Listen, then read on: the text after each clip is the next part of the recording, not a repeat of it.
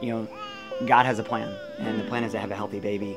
So many of us out there, you know, have been in situations as mothers or with families that, you know, the birth didn't go well, things were traumatic, but you know, the good news is there's hope.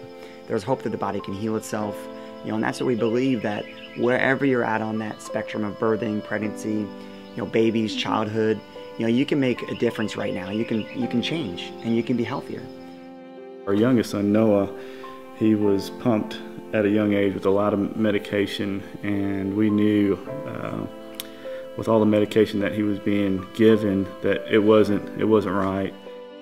The doctor actually looked up at my husband and stated that he knew that we were a praying family, and he knew we went to church and wanted us to go ahead and get a prayer chain started, because if the bleeding did not stop within 30 minutes, they were going to have to take me in for emergency surgery, and they weren't positive that that I was going to make it through that.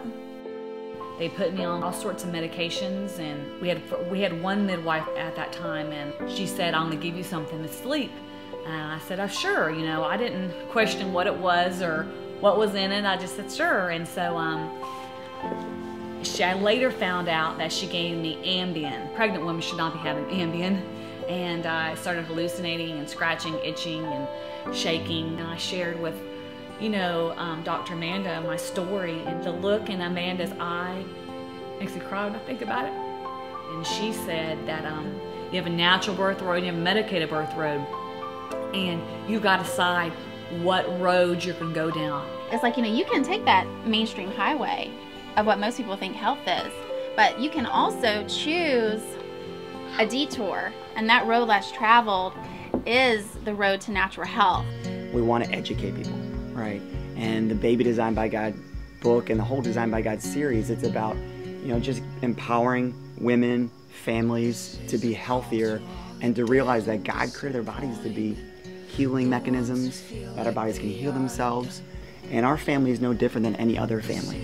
You know, you have an opportunity to be healthy and to not have to take all the drugs, and just really to lead a true, healthy experience and raise the children up drug-free. Jeremy and I just started really praying about it and really thinking about it, and, you know, asking the Lord that's what he wanted. We begin to live in a different manner. We begin to live through God's eyes and what He has for us as a family. We want us to be able to live within His will, and we bring that into our health as well. God didn't design us with 400 vaccines or pumping our kids with all this stuff. You know, we believe that if we take care of our bodies and are responsible with what God has given us, being our bodies and our health, that all of that will take care of itself. We noticed a difference in Noah, just his life, his just every day running around, his attitude, his personality, and again, it was just an affirmation, a confirmation to living in God's will without any medication.